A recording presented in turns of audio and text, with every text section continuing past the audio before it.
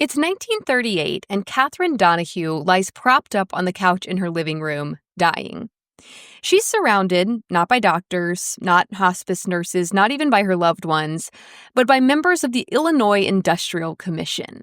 They're conducting a hearing, something that should have been happening in a courtroom, was happening in a courtroom until Catherine collapsed, all 71 pounds of her, and had to be carried out. The hearing finished instead in her living room. A man from the commission asks her a question. She looks to her lawyer, who nods, but Catherine is too weak to answer. Instead, she gestures feebly towards a box on the table next to her, a box containing pieces of her own jawbone. Catherine Donahue was a Radium Girl, employed to paint glow-in-the-dark numbers on watch faces and dials in the 1920s and 30s. Assured that the paint was safe, the girls were instructed to shape their paintbrushes into sharp points with their own lips. But turns out, ingesting radioactive radium paint isn't safe at all. And as the women became sick and sicker and died, the companies they worked for chose to gaslight them, refusing to take responsibility, all while lining their pockets with profits. But these women fought back, standing up while laying down, and their fight set an important precedent we can't afford to forget. Let's fix that.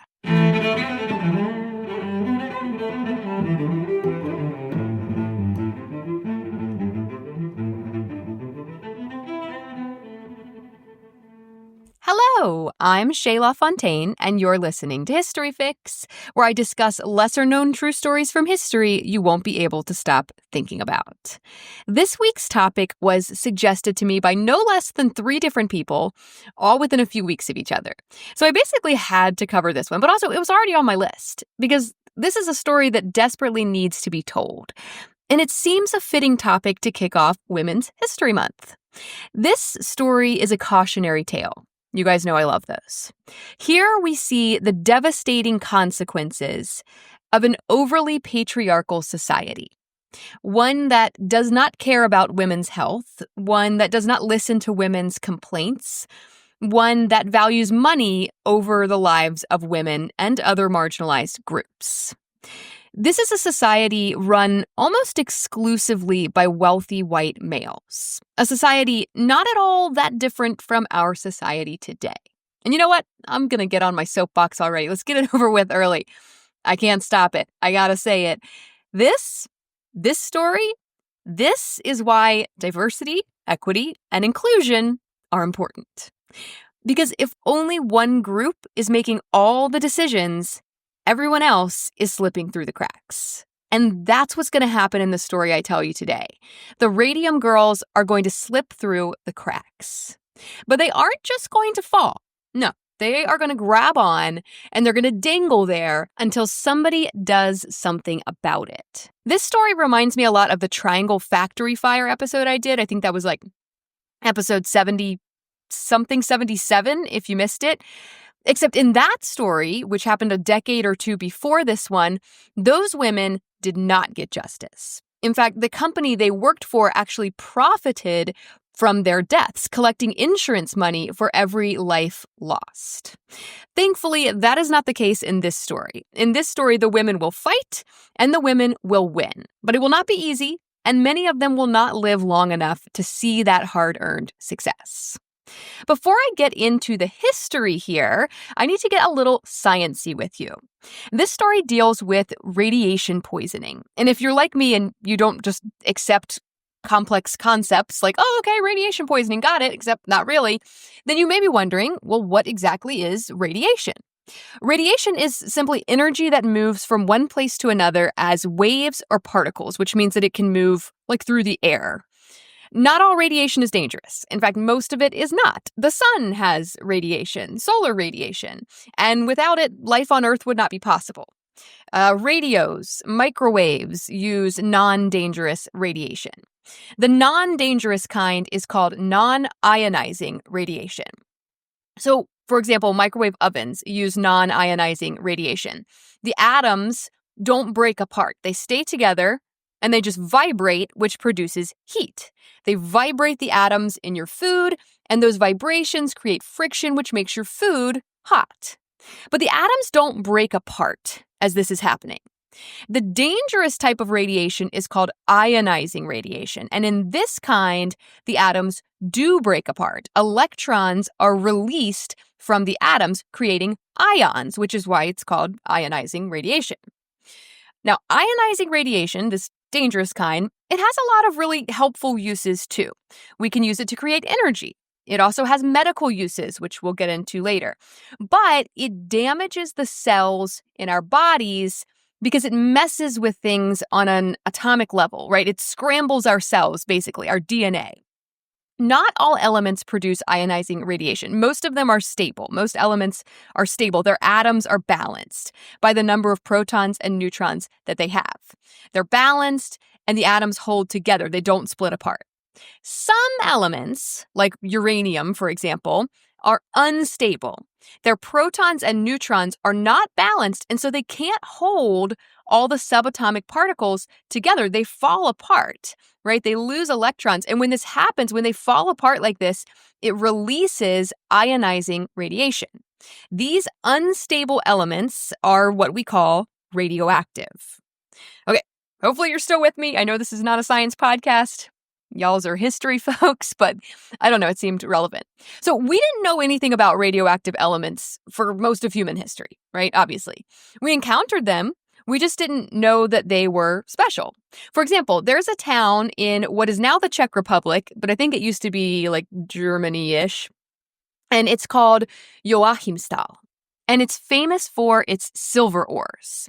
In the 1500s, these silver mines in Joachimsthal supplied all of Europe with the silver that they used to make coins.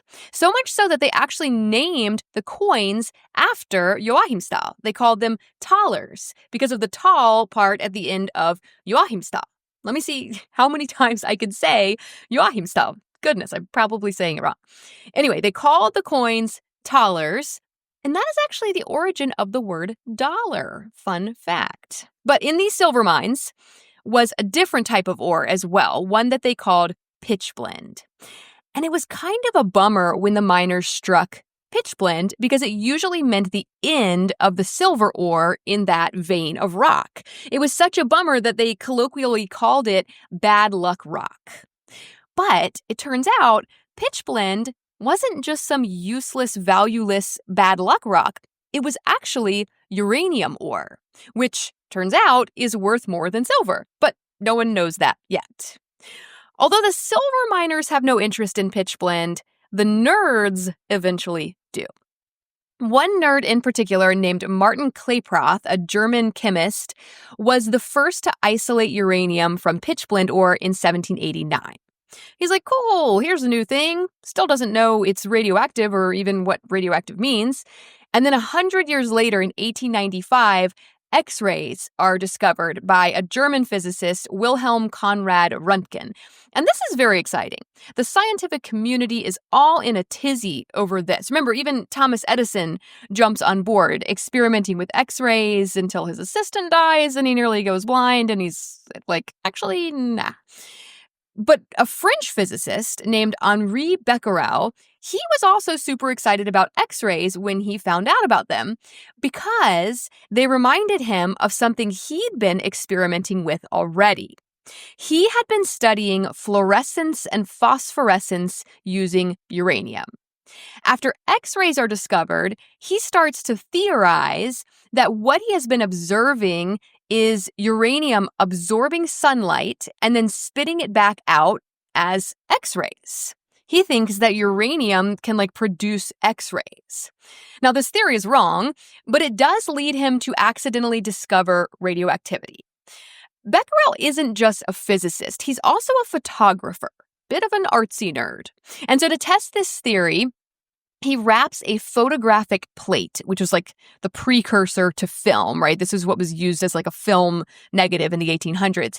He wraps it in black paper and he puts some uranium salt crystals on top and he sets it out in the sun. And then when he takes the paper off and develops the plate into a photograph, he sees the outline of the uranium crystals. And he's like, cool, it penetrated the black paper. It must be X-rays, just like I thought. That's what X-rays do. Still wrong. He stashes the photographic plate and the uranium salt setup in a drawer, and he gets busy with some other stuff. And then about a week later, he opens that drawer, and he's like, oh yeah, my uranium plates. I wonder. And he develops the photographs, and the outline of the uranium salt crystals is way more clear than ever before, even without any sunlight, right? It was in his desk drawer. And that's when he realizes it's the uranium itself that is emitting the radiation. It's not X-rays. It's some totally different type of radiation. Enter Pierre and Marie Curie. Becquerel discovers uranium emits radiation in 1896. By 1898, they catch on, and they're like, cool, move over, Becquerel, we got this. These nerds are on board, and they want to know more.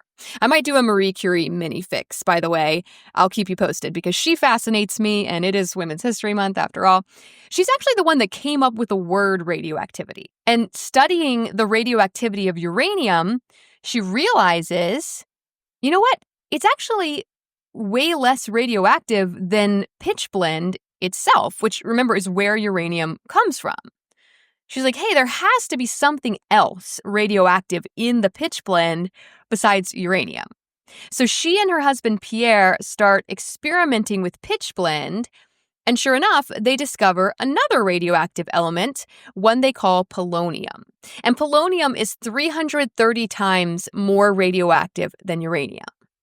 But after they've extracted the uranium and the polonium from the pitchblende, the liquid that is left behind is still super radioactive, like even more radioactive than the stuff they took out already.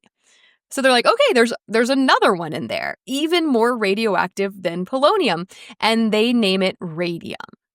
These discoveries were huge because they're part of what helped scientists realize that atoms were not the smallest particles, that atoms were actually made of subatomic particles that could break away and do crazy things. They did crazy things to human flesh, causing burns in some cases. And it wasn't long at all before radium was being used to successfully treat cancer, because it significantly shrinks the size of cancerous tumors. This was a precursor to modern radiation therapy, which no longer uses radium. Now we use like a man-made radioactive element instead. But anyway, they think right away, radium is the cure for cancer. This stuff is incredible. They are singing its praises. It's this miraculous thing. They do not realize initially that this type of radiation, ionizing radiation, radioactivity, it shrinks tumors, but it also kills you. It damages the DNA in your cells on an atomic level, which can actually cause cancer. The irony, it causes tissue damage, genetic mutation, sterilization, aplastic anemia, which is when your bone marrow stops producing blood cells. This is how Marie Curie eventually died 30 years after discovering radium. But in those 30 years, people are mostly stoked about the potential of radium as a cancer treatment. It's in cosmetic products, creams, toothpaste, soap, even food. People are drinking it mixed in their water. They thought it was super healthy. The New York Herald reported in October of 1921, quote, "Radium to extend life to 100 years, so predicts Dr. C. Everett Field. Success seen in tests, radioactive treatment already adds full decade to the human span." End quote. Another exciting way people were using radium was in paint, because paint with radium in it glows in the dark.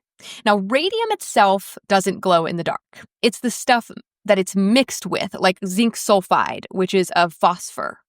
As the radium radioactive decays, as it breaks down, it energizes the zinc sulfide, which glows green, like classic glow-in-the-dark green. And this was super useful for painting watch faces and dials for airplanes during World War I because they glowed in the dark, right? You could see the time or whatever airplane stats are, altitude, I don't know, but you could see them in the dark. And this was called self-luminous paint, and it was in high demand during the first part of the 20th century, mostly due to World War I. So starting in 1917, a company called the United States Radium Corporation started mining for radium in Colorado and Utah for the purposes of making paint. Now, I know this sounds like a government entity. It's not, but it was a defense contractor. So they were contracted by the U.S. military to provide radium-painted watches and dials and whatnot for the military. They mine the radium ore, they extract it and purify it, and they turn it into luminous paint, which was called undark. But they go even farther than just making the paint. They're like the total package. At their plant in Orange, New Jersey, they also employ around 300 people, mostly women, to paint watch faces and instruments with this glow-in-the-dark paint. Mostly women, because women tend to be more dexterous than men, and so they could paint these itty-bitty numbers on things. Same reason mostly women were employed at the Triangle Shirtwaist Factory. Sewing also requires dexterity. And this watch painting gig was a very appealing job for women at the time. There weren't many job opportunities for women in 1917, and most of them paid very little. This was skilled labor, and it was relatively high paying for the time. They earned a penny and a half per dial and painted around 250 dials per shift, which comes out to $3.75 a day. And that's the equivalent of around $92 in today's money. But I mean, that's not terrible when considering the options that women had at the time. A 1922 newspaper advertisement by the Radio Dial Studio in Illinois reads, quote, "Radium Dial Studio requires the services of several girls for studio work. Ideal location and surroundings, unusually clean and attractive work, good pay while learning," end quote.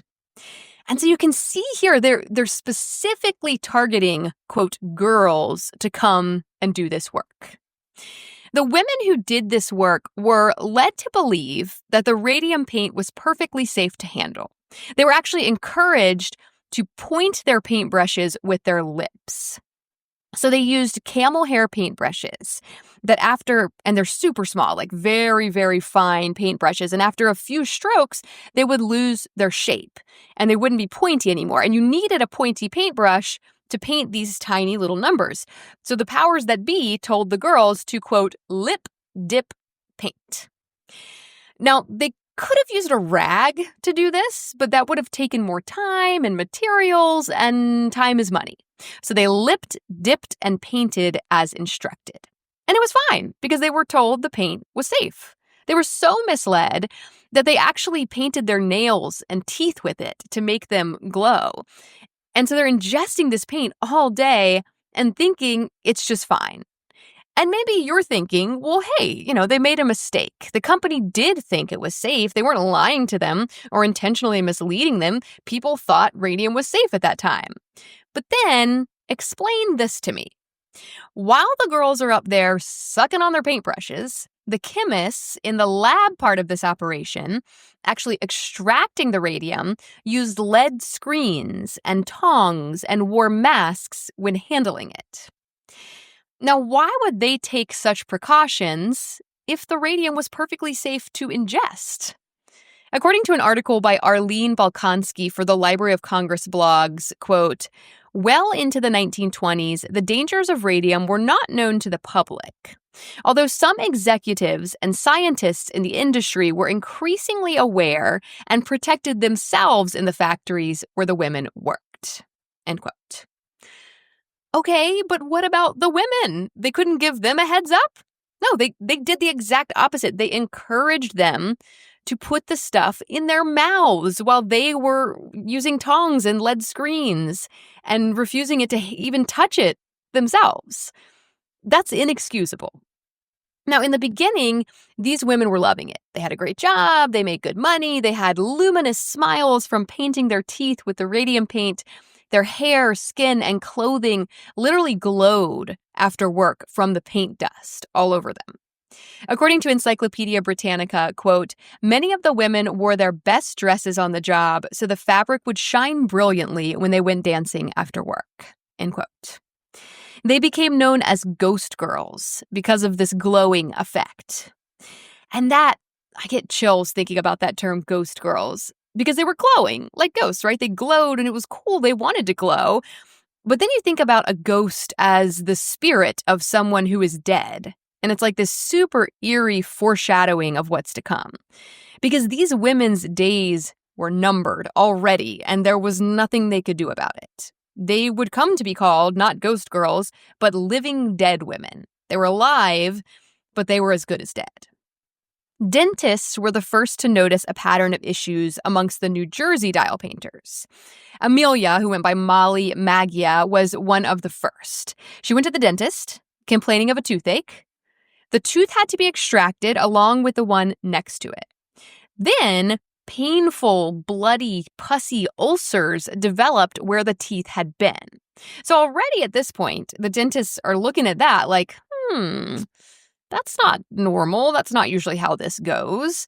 And this spreads throughout her mouth and her lower jaw, and it gets so bad that her lower jaw actually had to be removed. But it continues to spread throughout her body, these ulcers and just painful sores, and she eventually dies of a massive hemorrhage in September of 1922. And doctors are puzzled. They've never seen anything quite like this, but they got to look like they know what they're doing. So they say she died of syphilis. And this will become a recurring diagnosis as the death toll mounts. Syphilis. She had syphilis, just a loose woman with syphilis. And you can see how this misdiagnosis, how it was shameful. It cast shame upon the women, smearing their reputations, right? They were sleeping around. It's their own fault. Serves them right. That sort of thing. More and more women who work at the Orange, New Jersey plant start experiencing similar issues. They develop anemia, bone fractures, cancer, and the same necrosis of the jaw that Maggia had, which comes to be called radium jaw, where your jaw literally just like rots out of your head. And they're going to the doctor for these symptoms and being just totally gaslighted by the company. The company is like, no, it's not the radium paint we told you to put in your mouth. It's actually, you know what it is? It's actually from the x-rays that you had done when you went to the doctor because your jaw was rotting off. The x-rays you got after your jaw started rotting off are what made your jaw rot off. Make that make sense. But that's what they told them. And here's the thing. They are going to see doctors that they were referred to by the company, the United States Radium Corporation, where they work. The company told them which, quote, doctors to go see. And these doctors, some of them didn't even have licenses to practice medicine. Some of them had no medical training. The company absolutely refused to believe that the litany of health issues these women were experiencing was caused by the radium paint, to the point where they set up like basically fake doctors as like a ruse to trick them into thinking everything was fine when it very clearly was not. By 1924, 50 women who worked at the plant were sick and 12 had died. And the company is still like, nope, like with their hands over their ears, just like, nah, I can't hear you. Like that. That's like what they're doing. According to Encyclopedia Britannica, quote, facing a downturn in business because of the growing controversy, the company finally commissioned an independent study of the matter, which concluded that the painters had died from the effects of radium exposure. Refusing to accept the report's findings, the company commissioned additional studies that came to the opposite conclusion, and it decried the girls who had taken ill. The public continued to assume that radium was safe. In 1925, a pathologist named Harrison Martland developed a test that proved conclusively that radium had poisoned the watch painters by destroying their bodies from the inside. The radium industry tried to discredit Martland's findings, but the Radium Girls themselves fought back. Many knew that their days were numbered, but they wanted to do something to help their colleagues still working with the deadly substance. End quote. It reminds me of the cannabis episode I did recently, where they commission reports, scientific studies about the safety of cannabis, or in this case, radium. And if the results aren't what they want, they just toss them in the trash and find someone who will tell them what they want to hear. That is not how science works, you guys. But by 1925, 5 women in particular were ready to take a stand. They are dying. There is no way of saving them. And yet they dedicate their final years to justice. Justice for the women who have suffered and lost their lives, and possibly more important, change for the women still working in the plant. It takes 2 years for them to even find a lawyer willing to take on the case.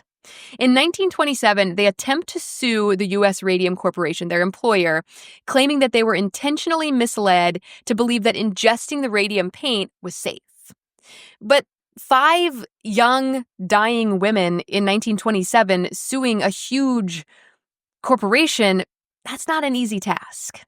The New York World newspaper published this article in May of 1928, headlined, "5 Women Doomed to Die."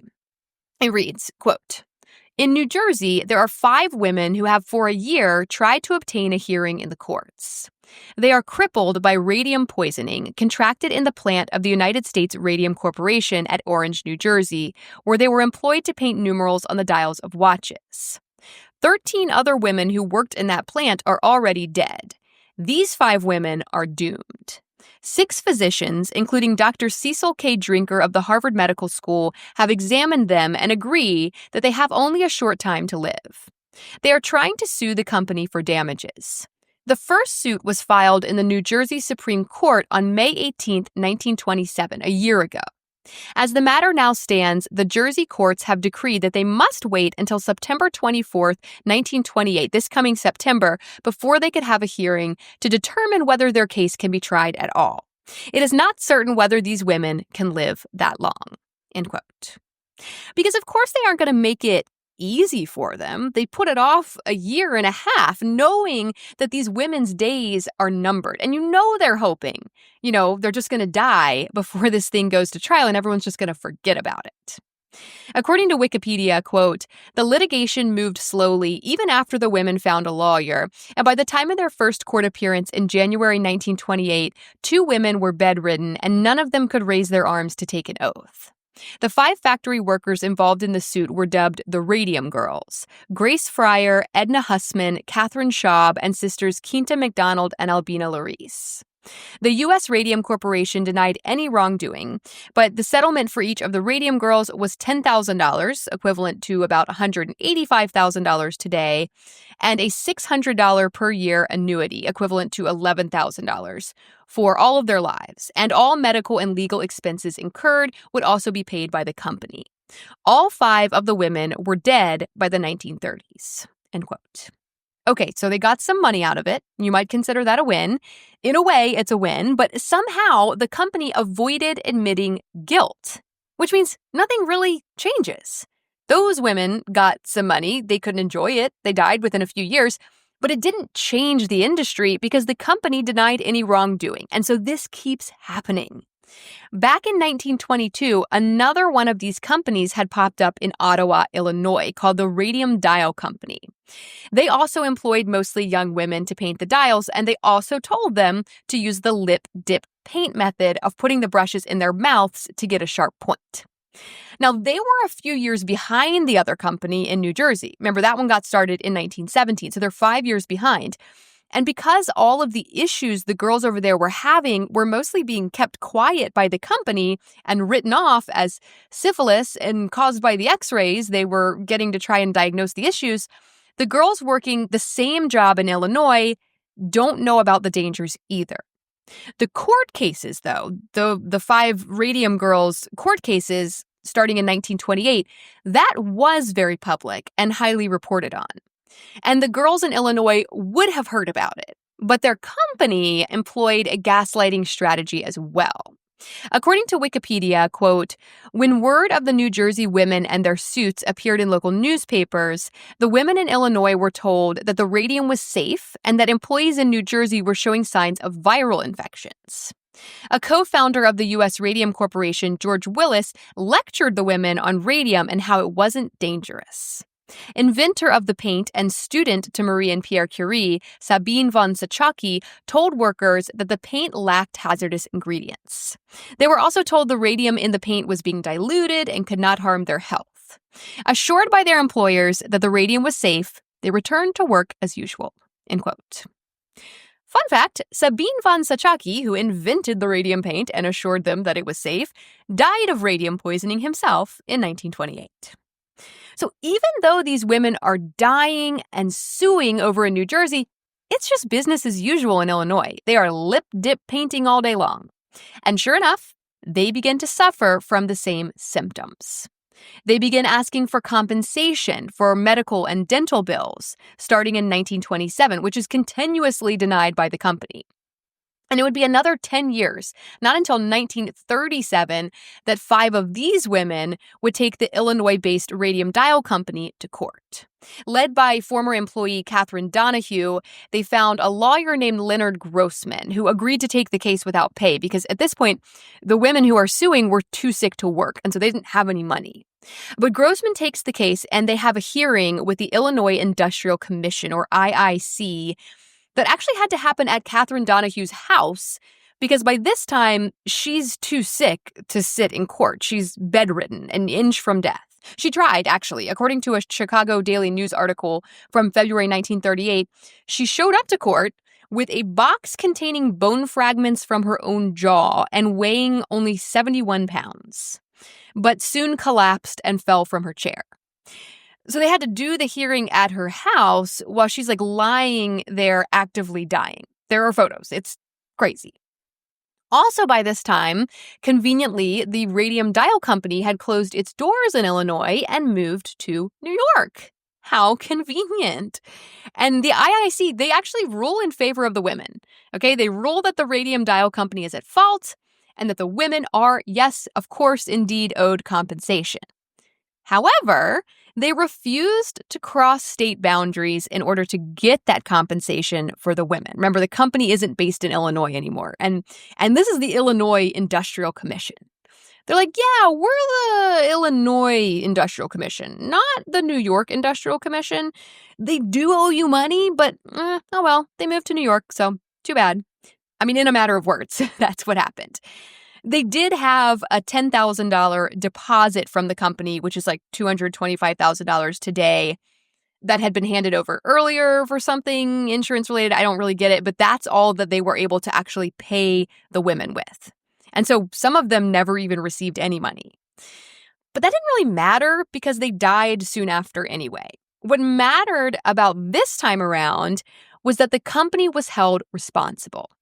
They weren't allowed to just be like, not our fault, bye. They were deemed responsible for intentionally misleading the women that radium was safe. And the company, of course, they tried to appeal that immediately and thankfully were denied. Balkonsky writes, quote, Donahue survived long enough to know that the company's first appeal before the commission was unanimously denied. She died on July 27, 1938, the day after Radium Dial's attorneys filed their next appeal. On October 23, 1939, the United States Supreme Court declined to hear the company's final appeal, and the lower court ruling was upheld. The Ottawa dial painters had a measure of justice after Donahue's death. End quote. She had 2 young children, you guys, a 5-year-old and a 3-year-old, when she died. In just such a senseless and avoidable death, driven by greed. And she spent her last moments fighting to fix it. Not for her, there was no hope for her, but for others, for us. Now, this might not seem that important to us today, this court case. Of course the company was at fault. Of course the women were entitled to compensation. Duh. But at the time, believe it or not, that was quite groundbreaking. It established a precedent for individual workers to be able to sue their employers for compensation when they were abused at work. I mean, these women were abused. They were intentionally misled to believe that radium paint was safe to ingest just to make them more efficient at work, so they could paint watch dials faster, so the company could sell more watch dials, make more money. The companies willingly traded these women's lives for their own profits.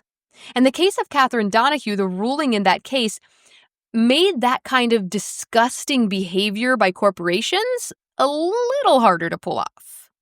Industrial safety standards improved. Painting watch dials with radium paint was still a thing up until the 1970s, believe it or not. But the workers were warned of the dangers of radium and instructed to take proper safety precautions. They wore protective gear, and they didn't put the paint in their mouths anymore, for God's sakes. With the Radium Girls cases setting a precedent, in 1949, Congress passed a bill that entitled all workers suffering from work-related diseases to compensation. And it was just a handful of sick and dying women who made that happen. 5 in New Jersey and 5 in Illinois. Living dead women who fell through the cracks and held on just long enough to make a difference.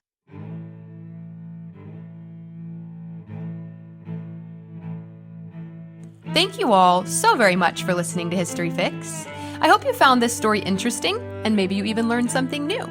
Be sure to follow my Instagram @HistoryFixPodcast to see some images that go along with this episode and to stay on top of new episodes as they drop.